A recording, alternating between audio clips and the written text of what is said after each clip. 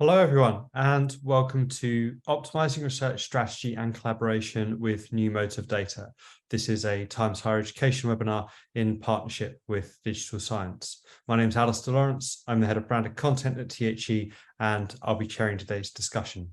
I'm joined by a panel of experts from academia and industry who are Anne Campbell, the Technical Solutions Manager at Digital Science, Henry Zheng, who is Vice Provost for Institutional Effectiveness and Planning at Carnegie Mellon University, Jan Thomas Sepainen, who is Information Specialist at the University of Louvain, and Amanda Bretman, who is Dean of Research Quality at the University of Leeds. There will be an opportunity to put questions to the panel during the final 10 minutes of the hour that we have scheduled for today. So please feel free to write any questions that you have in the Zoom box, and we'll answer as many as possible before the end. The volume and sophistication of data produced and gathered by universities is increasing, which presents new opportunities to unify insights and increase research performance across institutions. However, challenges such as limited benchmarking and data silos persist, making it harder to achieve these strategic goals. Before we begin the main discussion, I'd like to hand over to Anne and Henry, who have more information about how digital science works with universities in order to address these concerns. Anne, over to you. Yeah, thanks, Alistair. So my name is Anne Campbell. I work with Dimensions and Altmetric, which is part of the Digital Science Group. My job as technical solution specialist is to help our users and other collaborators to extract the data out of our systems in terms of finding out interesting research insights. So our system Dimensions is a linked research database that has over 140 million publications, 7 million grants. And what it can do is it can tell a story through the whole research life cycle, from grant application right through to research output, right through to citations. So I'll share my screen here, and we're looking really today, if you can see that, at the academic research life cycle.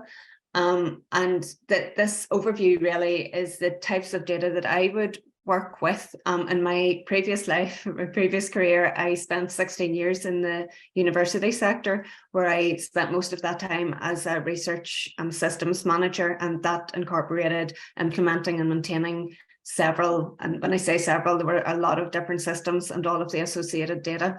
And one of the challenges involved in that, or challenges that we came across, was trying to extract verified data and information that could tell a story or provide insights.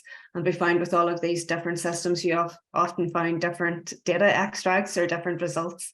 So it was sometimes a challenge to bring that together and to find out what you needed. So if we look here just at the overview of the life cycle, begins with an idea generation, and then the researcher would usually move on to collaboration, recruitment in that specific area, then a grant application. Once they get the award, they start planning their research design and look at ethical approval if required. Then we go on to the data collection. Then the next part of the cycle is the research output, the publications, which sometimes doesn't happen until maybe a few years after the grant application or the award is provided. Then we go on to impact, and this can mean academic impact in terms of citations, and we look at the bibliometrics. But also we're starting, thankfully, to widen the picture and move away from those traditional bibliometrics and look at societal impact and community impact and other things that are sometimes hard to measure. So that's another challenge that I'm looking at, the types of data that we can use for that. And an example of that might be whether the institution is promoting a research-led curriculum, whether this research is being fed back into the curriculum again, or whether they're looking at other institutions and other research that's happened globally and bringing that back into their curriculum as well. So that's my background, and that's what I'd be talking about. And I think Henry has some interesting slides that expand further on this particular one. So I'll pass over to Henry, if that's okay. Thank you. And let me see if I can share my screen here. I'm Henry Zheng. I'm the Vice Provost for Institutional Effectiveness and Planning at Carnegie Mellon University. So my slides are kind of very similar to Anne's slides, but I'm taking kind of looking at this subject matter from more of an institutional perspective, from a kind of faculty performance, and also institutional kind of a competitive strength. Where do we have some of the unique kind of a strength? Where do we have gaps? And when we look at using some of the research performance data, we really look at things from very different perspective. What kind of decision we're making with the data, whether it's talent development from a kind of a recruitment, retention perspective, or performance review, to more of a kind of a high-stakes strategic decision. Where do you want to invest what kind of resources in certain areas? So with that kind of setup, I want to share the additional slide. It really much similar to Anne's slide. We actually come to the same kind of set visualization, but not really collaborating on this. But then this slide really shows how we want to kind of look at the faculty performance management from very 4 different perspectives: their research performance, the teaching, and their services to the association, the profession, to students, to the colleagues, and also the a new dimension that a lot of people are not starting to pay attention.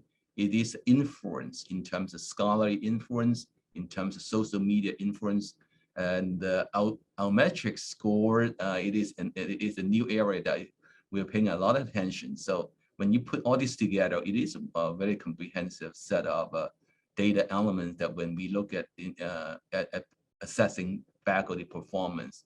So, but in particular to the research area, you can see that the data dimensions to be identified really overlap with Anne's model significantly.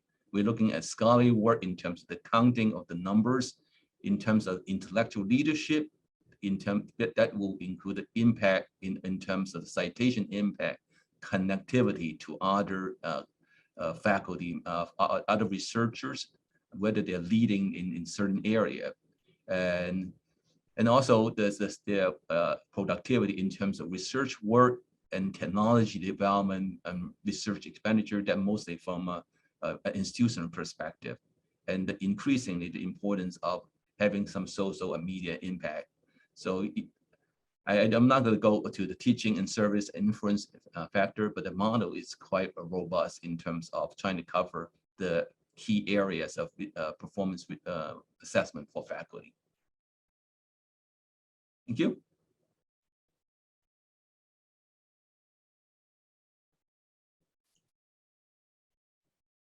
Thank you. Sorry, Henry. Thank you both very much. So I'd like to begin the discussion by taking a sort of a broad view of this and asking the panel how you can centralize, standardize, and also integrate comprehensive sets of data. I mean, and you mentioned this partly in the life cycle that you showed in the introduction, but are there, when people are looking to make a first step of this or perhaps improve the systems that they've got, is there generally that's something that works well to begin the process? Yes, I think a lot of universities and higher education institutions are working through a digital transformation at this present time. Some are at different stages than others, but it's important as well to think holistically and to think of not only the different systems that are involved here, but also the different departments and stakeholders as well. I did a talk there last week just at the Digital Campus event that Times Higher did, and we spoke about the gap or the divide sometimes between teaching and learning and then research as well. And within my experience, sometimes I found that there were siloed systems, siloed departments. Everybody seemed to understand their own data, their own processes very, very well. But I had a really good opportunity looking after all of these systems. I had a great opportunity to have this high level perspective and to see all of the overlaps, some of the duplications that were happening, some of the potential integrations as well. And an example of that might be a research management system that looked after the grants and awards. And then you might have a separate research and information system that acted as a repository for all of the publications and outputs. And the two never met. So you couldn't really get some insights on what awards were performing really well, or the length of time it might have taken for a grant application through to some research output, through to the impact of that output, and not only the time, but the return on value on that. So in terms of a recommendation that I would feel would work for that, I think it's looking at, in this specific example, looking at the entire research life cycle, using a system that has maybe all of this information as a glue that brings that data together, and using that to plug those gaps. But again, involving all of the stakeholders, because it's not just the librarians that might be interested about the bibliometrics. You've also got your impact departments that are looking at community impact. You've got your global impact as well that we're looking at. You have planning and strategy that are perhaps looking at rankings and research evaluation processes. And then that's aside from the separate faculties as well. And if you do bring all of this information together, it's easier institutionally to see where there's duplications, and also to see where there's potential collaborations. We had some discussions last week, and I found it was quite common for people to say, you know, we have people within different faculties in our institution that are working in similar areas of research, but yet they've never met or collaborated. And so that's another advantage as well. So it's not just institution, or it's not just, you know, outside or externally, it's institutionally as well. And I think it's just finding those commonalities, you know, within the data, and then taking it from there, but really starting at the beginning, you know, and involving everybody in that at the beginning. Great, thank you. Amanda, can I come to you next to talk about is there a bigger challenge which is the biggest challenge out of the three for you? Is it the centralization, standardization, or integration? I think they're all really challenging. Do I have to pick one? I mean, we are, as Anne said, going through that sort of digital transformation process ourselves. I mean, we're already collecting a lot of different data for different reasons, and I think that's one thing where, when you start to think about the data, is to think about what you're measuring and why you're measuring it and who you're measuring it for. So it might be that we want to understand things at a university level. We have been through a process of thinking about our key performance indicators and what that might mean for us, and then thinking about the data that aligns with those. But then you have to think about who is actually putting into practice the changes that we might want to make. And those might be at department or school level, they might be at faculty level. Those might be slightly different ways of looking at the data. So we need both the sort of holistic overview and standardization, and really thinking about equity for our researchers, you know, one who's in the business school versus I'm in the Faculty of Biological Sciences. So, you know, thinking about the individual researchers, their ambitions and how they're working, and how that feeds into our strategy, then feeds into all of that data going throughout. And I think, you know, we have databases that we can integrate, and things that are perhaps easier to measure, like grant income, for example, like citations, though they have their own difficulties. But there's also I think a lot of information that maybe we don't or haven't historically captured very well, or we have to rely on individuals to sort of self-report on their activities.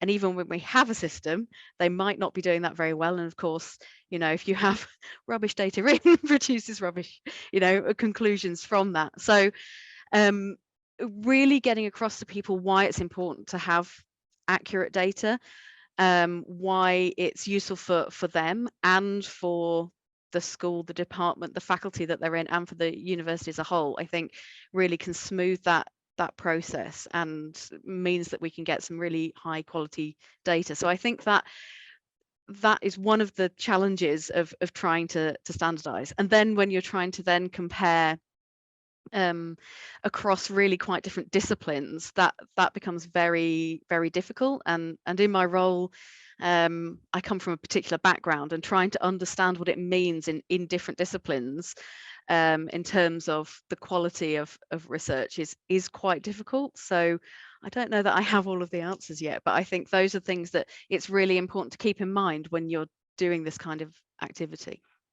Is there a particular profile for a stakeholder who buys into this this process of change and standardization and centralization? Is it someone in a particular role who you find is particularly incentivized to work this way, or does it tend to be a type of faculty member who is just very motivated to do this type of work? Well, there are particular members of faculty who have, for example, line management responsibilities. Heads of department, obviously, they have a budget and they have people to manage. However, they're relying on the data that is being drawn from professional services staff, but it's also being drawn from individual academics. And sometimes if those two don't quite understand each other, don't quite connect, then I think that can cause some difficulties. And I think for individual academics, who are all time poor, understanding what the point of gathering this data is for them and how it benefits them, I think is really critical. Okay, thank you. Jana, how's this process taken place at your institution? Has there been rapid and widespread adoptions, or are you facing some of the challenges that Amanda spoke about?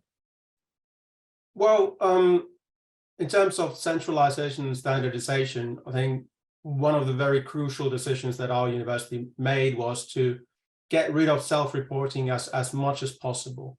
So instead of asking the researchers to use their time to, let's say, enter their publications and using systems maybe once a year, we really aim to be proactive and have that data in before the researchers even know themselves that they have a DOI. That was initiated about 8 years ago. So we have a team of people whose job it is to find research outputs proactively on the same day that they appear. That had a dramatic impact. And then more recently, we've been introducing crawling automated scripts that try to guess whether an output belongs to our university, even if the affiliation data is not correct in Crossref, which it often is not.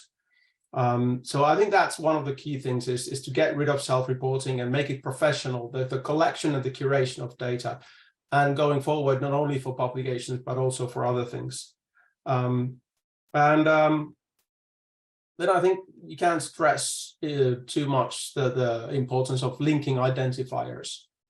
So obviously DOIs and ORCIDs and RORs, the Research Organization Registry, but then also hopefully more and more these enveloping identifiers, such as the research activity identifier service that EOSC is pushing, that would come closer to the reality of doing research, which is not made of grants and projects, but of people pursuing ideas and hypotheses.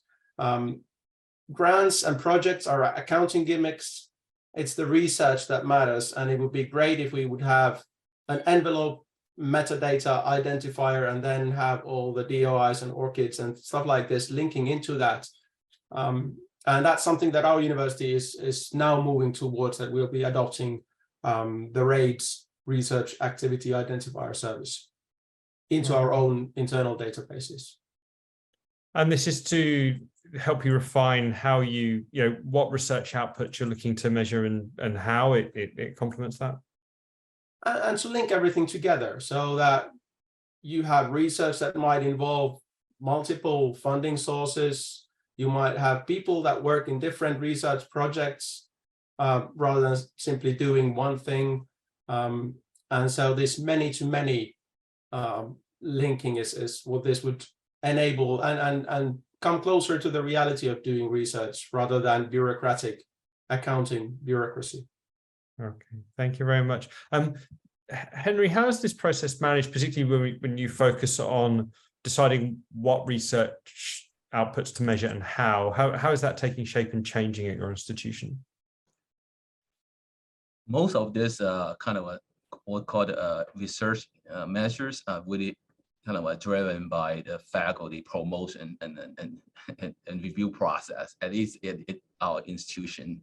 But increasingly, we are more and more kind of focusing kind of that attention to also from a recruitment standpoint, because it is going to be, it's very, I don't know about how what's going on in other countries, at least in the United States, the hiring picture is pretty daunting. So we want people are trying to kind of poach scholars and researchers from our university all the time. So how to keep our good, let's say, high quality faculty from leaving the university, it is a challenge. So we not only have to kind of have to identify those faculty members as high flight risk, but we also need to come up with strategy to recruit other faculty members in case that we need to create a new cluster or need to fill out some of the vacancies. So the research data definitely has been very helpful for us in terms of guiding that process, identifying both the current stars and the rising stars. And that process is very data driven. And we can look at the intensity of focus on certain area and also the citation impact to identify kind of some of the rising stars. And I think that Jen, you mentioned something about some of the kind of self-reporting data, the limitation, and we use elements as Carnegie Mellon University as our faculty kind of a portfolio system. One of the drawback and a big limitation is to the lack of a mechanism to collect data systematically for all data fields. So we still have a lot of data elements really dependent on faculty input. And once a faculty member is kind of get promoted to a certain status, they lack that incentive to update their database or data elements, and they basically you get gaps. And we live in a world where we have the cryptocurrency is so meticulously developed, but we can have lack of a system to track the movement of our key researchers and also their activities. I mean, that's kind of funny to say that in the United States, we have a company which is probably a competitor of the digital sciences. It's called Academic Analytics, and they can only do the US side in terms of tracking the faculty, especially tenure track faculty members. And they basically tag the ID to them, and then they track the movement. What if we can do that for on a global scale? And then you really have a much more robust understanding of some of the changes in terms of faculty dynamic and where they are and how much they actually are leading in different fields and how they collaborate across different fields and across different countries. So I think definitely it is something that we are paying a lot of attention, but there's definitely a lot more work that can be done.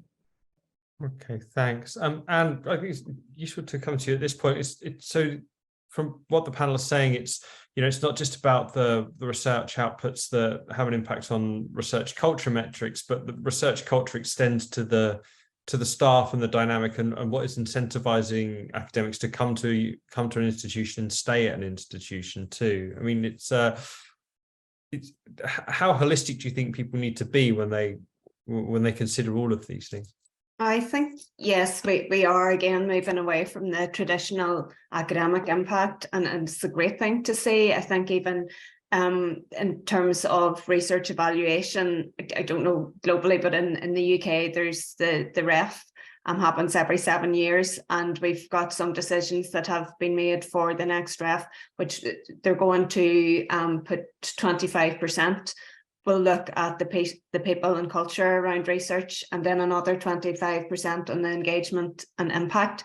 So we're looking at that wider, more holistic view of research in general. And I think it's important as well, again, to bridge that gap between teaching and learning and research as well. And we spoke about this last week too. When a university is marketing or promoting itself, sometimes you rarely see yes, we've so many spin-out companies. We have, we're collaborating across the world with all of these different institutions. And sometimes it's just about the accreditation that the student might get, you know, the degree or the master's. And I think we should be focusing more so on promoting the research and who's involved in that as well. And I think holistically, so that would increase student engagement and make students more aware, you know, undergrad students more aware of the research aspect of a university from the time they come to the university, if not before. And I think as well, when we look at this outside impact, it's very important when you look globally, especially when we're looking at the Sustainable Development Goals and the collaborations that are happening globally on that. You know, are we or are institutions collaborating with maybe emerging research areas or countries? And what's not just, are they collaborating with them, but what's the outcome of that? Are there further collaborations or citations coming from that? Are the policies being created using that research?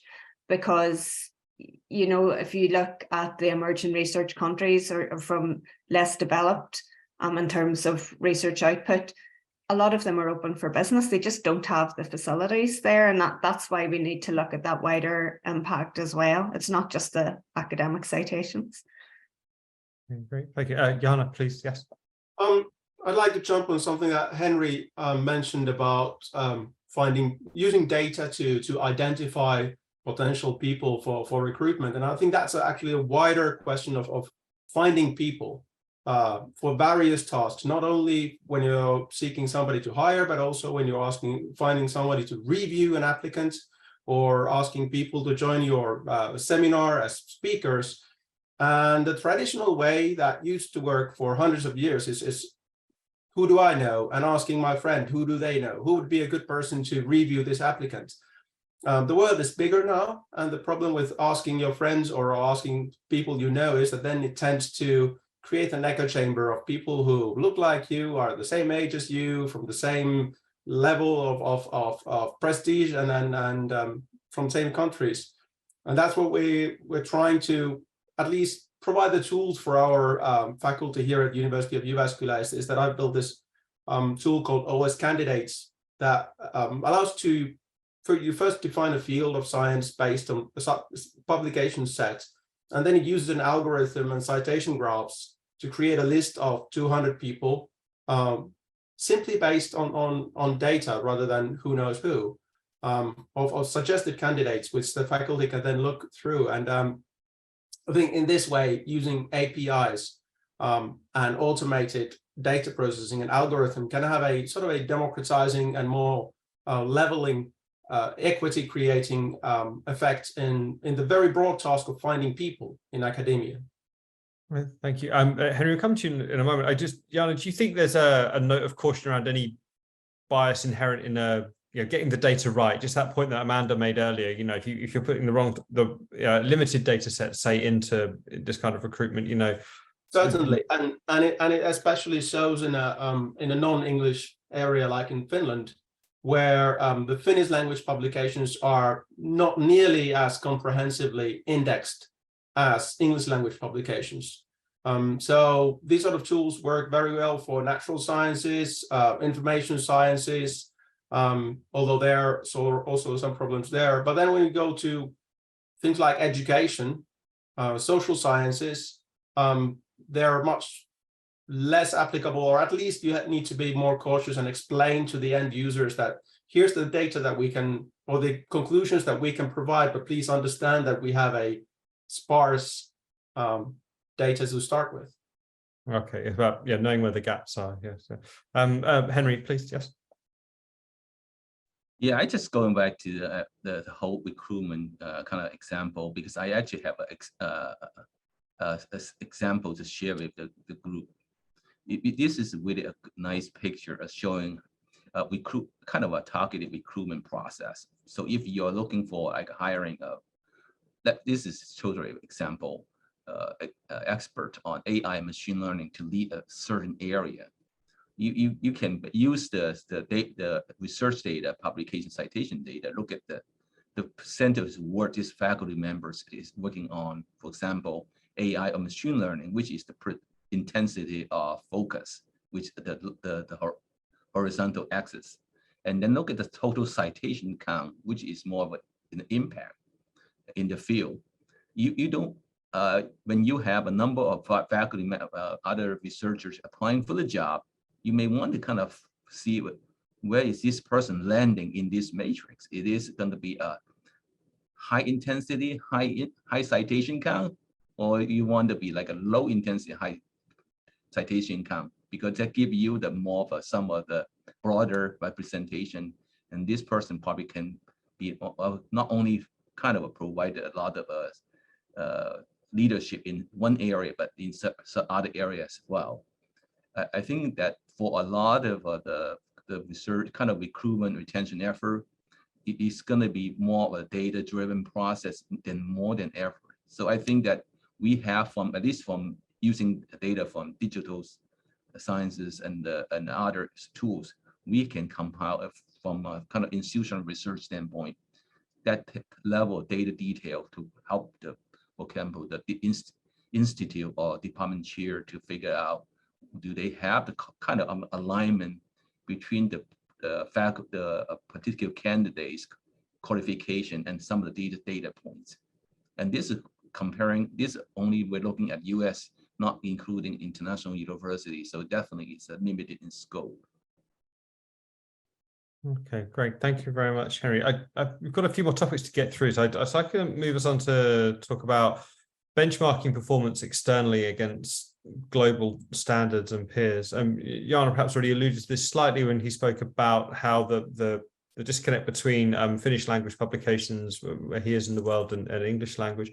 And are there bigger trends, more global trends that you see when you have conversations with your university partners about this? About benchmarking globally. Yes. Yes, I guess there's more, the conversations may be heading towards more fairness and impartiality, and depending on what data you're looking at, you know, obviously sometimes the rankings are quite controversial in the methodologies that are used in those, and there's obvious improvements that have been made on those over the past number of years, because it has been recognized that each region is different. Each region has its own nuances as well. So that would be one of the conversations that I've had. And again, maybe in terms of research, looking at the metrics that are being used for that. So those are certainly some of the conversations that I've been having. And, you know, I think other things maybe that can be measured as well that currently aren't being measured. I know I spoke about collaborations with other countries as well, which can quite easily be measured. But if we look at things like good practice, like research integrity, things like that, those, and research security, those are things that people are starting to talk about. And, you know, it's advantageous for the researcher or the research community as well. You know, sometimes the metrics, traditional metrics or benchmarking metrics, they can be, any metric can be gamed or played. So you really need to be mindful as to the benefits of particular metrics that we're using. And I just personally think in terms of research integrity and good practice, so an example of that might be whether researchers or publications include a data availability statement, whether they include author contributions, whether they include ethnicity statements. And this good practice as well will, you know, enable better research, better open science. And those have great advantages, and I think it's better to win, or easier to win people around with those types of metrics. So those are some of the conversations that I've been having fairly recently. Great, thank you. Amanda, who come to you next, please? What are the improvements that you've seen in this area as part of digital transformation, and what frustrations or challenges persist? Yeah, I'm thinking about benchmarking. It's interesting that you phrase it as benchmarking rather than ranking, because I think that is really quite problematic, at least from the perspective in the UK, where we're thinking a lot about research culture and the fairness in research assessment and all the aspects, the different dimensions of research assessment that we might want to include. And so I suppose that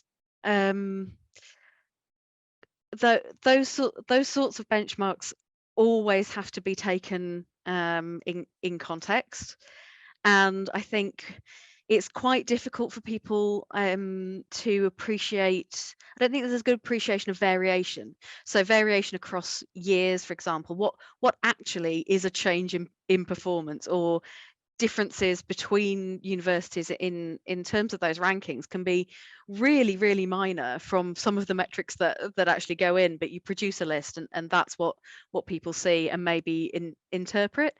And so it would be really nice to see a bit more, I suppose, sophistication when we think about those benchmarks, and think about, I mean, very much from our sort of university values. This isn't, the universities are not in existence to sort of compete necessarily.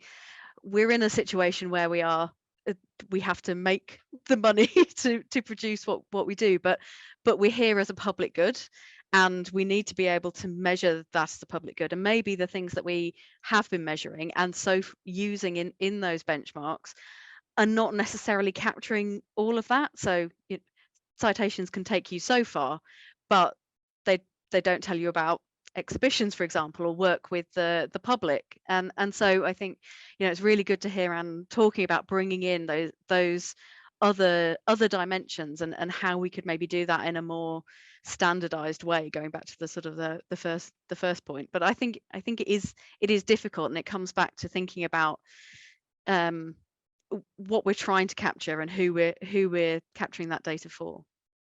And I suppose, is there a question about, what is the most important metric for each research project? Because this will vary by faculty, by discipline, by objectives, by the size and location of the university carrying it out, depending on what country they're in. So is it that kind of nuance where, say, for example, at your university, there may be topics and objectives that you're very well placed to achieve, but perhaps those are not valued or talked about rather as highly as citations or what have you? I think there are definitely, I suppose we could call waves of interest in different disciplines. So do you ride that out, or do you change your strategy because of those external pressures? And I think we've taken the decision to very much think about what we value, and to back those essentially. Whether everybody's in a place to be able to do that, I don't know. I mean, obviously, we've talked sort of about size of institution. I think that plays into a lot of what everybody can do. There's no getting away from the fact that the major players are the well-funded players, and that really comes out in these benchmarks. So I think we do have to think about fairness and collaboration between universities as well. So again, it's a really difficult balancing act. Yeah. We're not going to find the answer in the next 22 minutes. So don't worry. We're not going to. It's all right. Jan, I could come to you next, please. You've got a couple of slides and some data showing about how benchmarking has worked. I think you've got some data from your institutions about how benchmarking performance is externally, when you look at global standards and peers and things like that. Yeah. So we just did a research assessment, an internal one, this spring. And what we found out, a big picture, is that benchmarking becomes more and more harder the bigger you go. I mean, and that's a bit of counterintuitive, because traditional in bibliometrics, there's the wisdom that you need to have big units, lots of papers, don't compare individual researchers, never mind individual papers. But the thing is that the bigger you go, the more heterogeneity you start to get in your data set. So comparing a university to another university is pretty pointless in a way, because the research profiles are always so different that the performance metrics or funding metrics or whatever tells more about the structure of the research than the actual performance. And then even with internal data, just an example, if I'm sharing my screen quickly here, if we're looking at University of Jyväskylä Are you seeing my screen now? Yes. Graph that I showed. So if we're looking at collaboration to different institutions, this is what you see if you're looking at articles that have less than 25 co-authors. So excluding all the mega collaborations and the huge reviews. You see a lot of diversity. Obviously, the other Finnish institutions and neighboring countries are prominent, but also all around the world, from China to Australia, UK, and so forth. But this excludes a lot of our papers. If we include those mega collaboration papers that have more than 25 authors, and in physics that can be 2,000 authors or 3,000 authors, this is what the 10 looks like. So essentially those mega collaboration papers mask all the other collaborations from the top 50 list. You simply see a cloud of institutions that have a particle accelerator, and they're also all on those same papers together. So even in internal benchmarking or trying to find how much do we collaborate, you need to pay attention to the quality of the source data and what's there. So and the important thing is to notice here that neither of these pictures is the truth. They both are, and they neither are. So you need to ask more specific questions than simply provide us with number or provide us with a graph. So I think that's something that we in research services also then always sort of struggle to communicate with the university leadership, is that now you have this question, but let me rephrase your question so that so that it makes more sense. So that's what I said is that it should go to lower organizational levels, down to departments, or even better, to research questions. So if you want to compare something in your university, take that research question, how does it perform, versus that same research question being addressed at other universities, if you want to do that sort of benchmarking. Then you are actually getting the performance rather than the diversity in the data. And do you find that that's something that is being channeled from sort of from the bottom up, from researchers and department heads who are at the forefront doing this work? How much success have you had sort of changing that as kind of a cultural shift? So you're not like you say, you're not fixating on perhaps what is one statistic or one statistic that masks more complexity. Moderate success. We recently had the vice rector tell us that he doesn't want to answer questions outside the university without asking us first, because even though he had known this before, that our university has a strong humanities and social sciences component, but he had been looking at what our university metrics look in Scival, the Scopus derived product. And because natural sciences and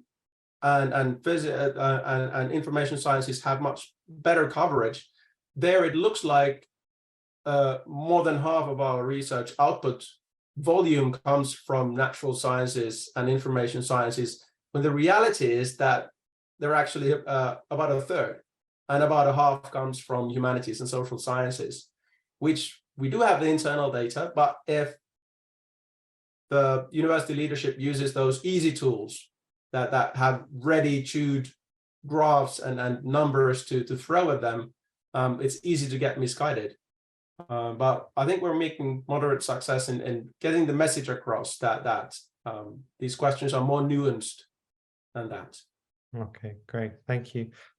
Henry, can I ask you, how does that kind of reframing help you build an effective strategy for development? We've already spoken about attracting and retaining the right staff. If people are entering into a working culture and a research culture where they understand that these things are being considered and being thought about and being communicated to the senior leadership of a university, is that an attractive thing, you think?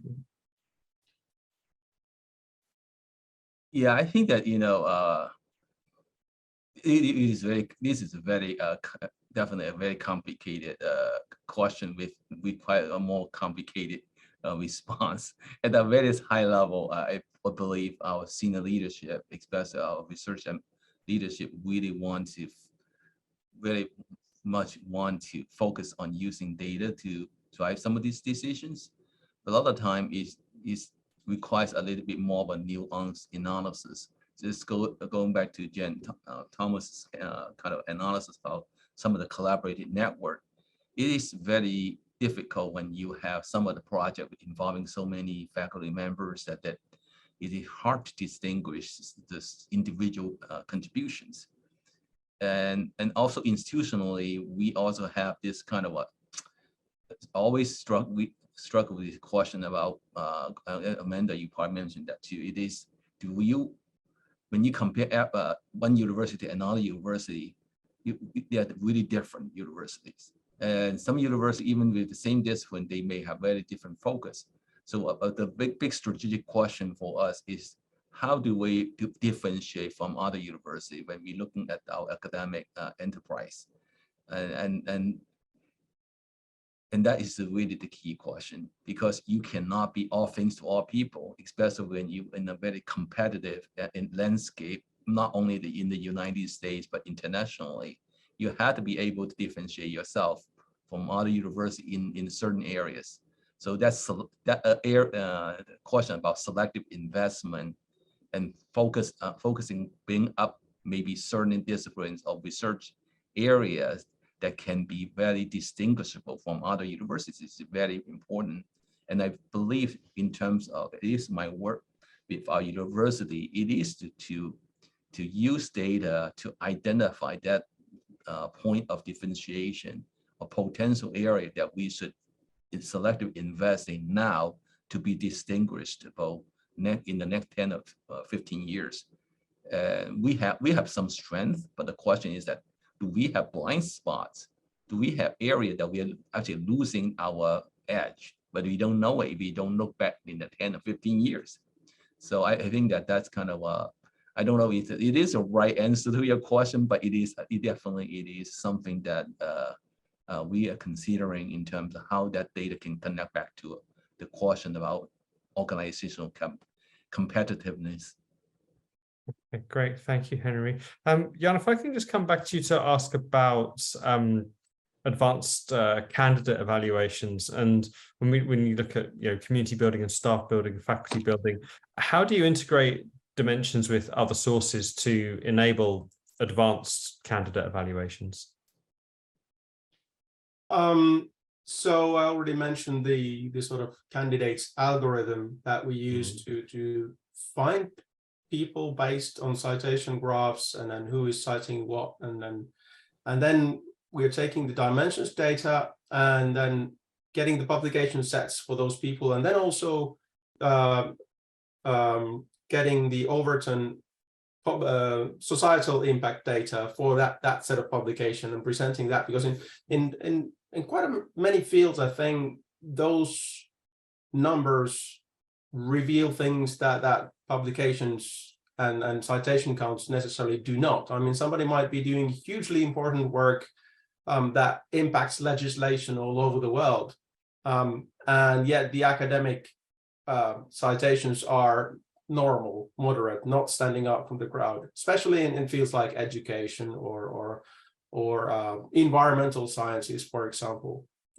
So that's what our output looks like, is that we provide some data from dimensions, and then also Overton, and we try to broaden that to as many data sources. But of course, the thing is that you need an API to do this sort of thing. So the data provider needs to have a way for our machines to talk to them. Okay, thank you. Amanda, what data sources are you using for that process? All the ones that Yanni has mentioned. Okay, so great. yeah, we're using multiple data sources, and I think that is really important.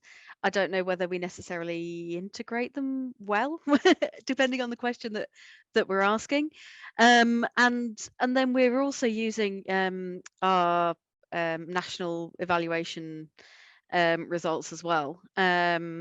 Again, that's really important for benchmarking. So we've mentioned the REF. There's also the knowledge exchange framework as well, which touches more on the sort of societal and impact and interactions with business and the local kind of community as well. So I think using all of them together can help us get towards that kind of overall picture in a much better way. Okay, thank you. And from a supply point of view, are you aware that interoperability and complementary data sets, is that becoming more important? Yeah, definitely. When I started working with research information systems, we had a lot of in-house systems, and then the bigger research information and research management systems were starting to come on the market. And the point was, and I say there's a question there, that there's a lot of individual systems, and the university might spend a lot of money buying all of these systems, but then they're just used operationally. They're not used for the data and insights and the strategic kind of insights that you can get from that.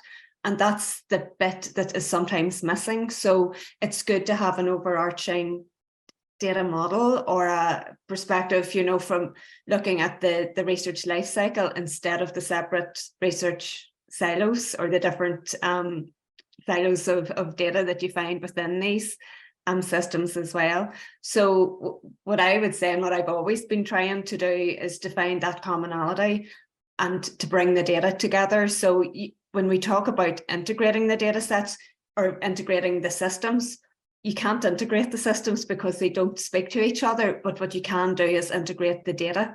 And that just involves moving up a level, thinking about what it is you want to measure, what stories are you trying to tell. An example might be there, and we've kind of touched on it, there about return on value. So you might have researchers there that are getting small grants, just of small amounts, but maybe their impact and their research output is huge. But these are the things that aren't being measured because people just see the amount of grant that's coming in.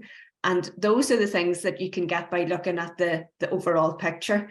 So I think it's important to step outside the box, not to look at the systems themselves, but to look at the whole data model. And again, that's where I think Dimensions it comes into play there, because it does have all of those various aspects, the grants and awards, the research output, clinical trials, the data sets as well. So all of those different subsets all tell the story together. And then when you look at that data, you can bring your own data and information into that as well. And you can bring in your equality and diversity inclusion information. You can bring in data from your own repositories. It's about plugging the gaps. One system's not going to do it all for you, but you can certainly bring everything together using if I'm making sense, use the bigger life cycle. One of the questions you've had from the audience, I think you perhaps have partially answered this already, Anne, but I wanted to ask, do you have any advice for smaller universities where, inverted quotes, buying the best systems that work well together is not always an option and admin support is more limited? I suppose the limited admin support is the key part of that, because no matter what system you adopt, you need the people to be able to manage it effectively. You do, and sometimes there is this misconception that you can get the best system, you can spend a lot of money and you'll plug it in and it will work and nobody has to do anything to maintain it. But again, you do need all stakeholders involved. And what I would say is you need that top-down data culture to again think of the questions that you're trying to answer and look at the data instead of the system as well, and see what the best approach is. Those systems, there's a lot on the market, but if you're trying to tell the story from the award right through to the award and impact, or the output and impact, then you need to look at that whole holistic view. You can't just rely on one or two systems to do that for you. So does it go back to what we were talking about at the beginning in terms of first steps and really evaluating, the centralization, the standardization, and the integration? What are the first steps you can make in each of those processes, and then you become more ambitious after that? Yeah, I think you can look at a product to see what research is out there for your institution, and then take a step back and start thinking about where you can fill out in the gaps, what's missing there, and then take it from there. It's just really, really breaking it down. And again, when you talk about data analysis, because universities are so rich with data, and there's been research out there to say that we're really, really underutilizing it. And I think, again, you need that top-down data culture and to also realize that the first 60% is spent looking at the data, analyzing it. It's the last 5% that's spent making, you know, changes or using that data to make these strategic decisions. So you have to bear in mind that universities need stakeholder engagement, and they need the resource to do that, and the patience as well to do it, because it's not easy bringing this data together. But once you do have that model in place, it's a very powerful tool, and it is a pain, you know, to get to that stage. But once you do that, it's very, the potential is huge. Okay, great.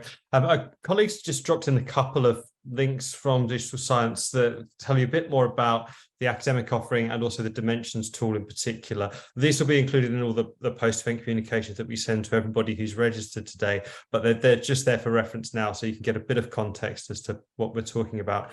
We're running quite tight for time. We've got about 5 minutes left. One of the other things we wanted to talk about was how new modes of data can enable stronger research collaboration with industry.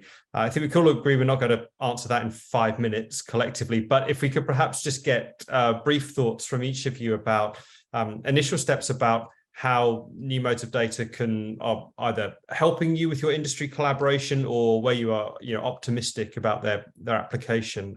Henry, if we come to you first, please. Yeah, I think that sometimes what gets measured gets done. I think that's from university administration standpoint, if that is an aspect of the relationship we are not focusing, we're not including in the tender review process, it may not be kind of being valued as much, more than like the other KPIs. So for us, I think that's an area that I think that we definitely can improve on. We need to use that data to at least kind of describe the relationship we have the industry in a much more holistic manner. So I don't think that we are quite there yet. Okay, thank you. And Jana, your thoughts on this, please? So I'll return again to this candidate search that I mentioned quite often, is that we're planning now to engage in the pilot with local companies, with industry here in central Finland, providing them a sort of a matchmaking service from the university using this tool. So let's say they have a job opening, which they describe in their language.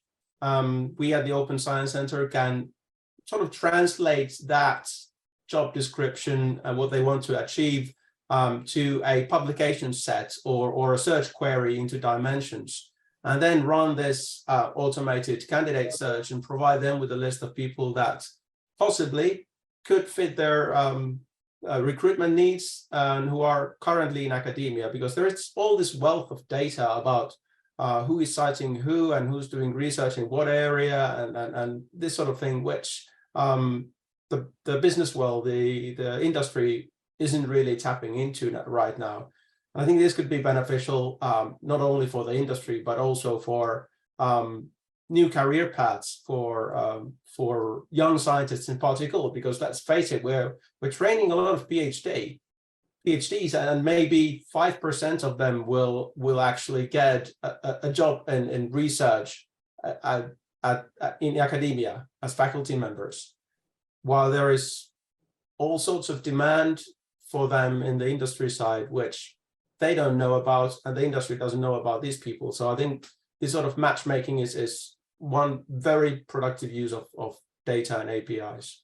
Great, thank you. We've also just reshared the link that goes through to what you're referencing there. Amanda, does this resonate with your own experiences and the gaps that you see that can perhaps be addressed by better data? Yeah, I think it absolutely does. I mean, we have a situation where I think we have a lot of industry interactions that are quite based on sort of personal interactions, and so, you know, very deep kind of connections, but not very broad. And so some of the data I think can also, the sort of matching up with what industry wants, I think is important, and also showing academics why it would be useful to them. I think it can also be really helpful to, again, you know, give them a perspective on why they should spend their time doing that sort of activity. So I think it can be, yeah, useful from both perspectives. Okay, great, thank you. And is this also important for highlighting to industry the sheer amount of innovation that takes place in academia, and not just the fact that there's a talent pipeline too? Yeah, I think in terms of industry collaboration, that's another. I mean, universities have placements and internships as well. They've got CRM databases that have all of this information too, that would never integrate or look at the research systems, yet it's so rich in data as well. So there are systems and mechanisms to bring this together. And I think if we were thinking about the dimensions data, obviously you have your patent citations, and researchers can see patent keywords and crossovers there, and they can look at concepts as well. Where you're starting a campaign now in the fragmentation of research within digital science. And one of the things we've discussed is the academic research sometimes stays in the academic world, and then the industry or the public, they don't read publications, so it's how do you get this information out in front of these people and get it visible and make the research more visible to that kind of audience. So those are the things that we're looking at too, and seeing what way is best to do this using the data that universities have at their fingertips already. Again, they do have this data in some sort of database within the university too. It's just a matter of sourcing it and finding it and telling those stories again. So there's a lot of mechanisms you could use to do that and improve it. Great, thank you very much. We are out of time, I'm afraid, but I'd like to thank the panel for sharing their time and expertise with us today. I think we've covered off quite a lot. For everyone in the audience, thank you very much for joining us. You will be sent a summary article of this discussion, which will be hosted on the THE and Digital Science Hub. And also there'll be an on-demand recording so you can revisit or share this information in future. I'd like to thank everyone for joining us today. Henry, Jana, Amanda, Anne, and hopefully we will see you at our next THE event. So from us, thank you very much and goodbye.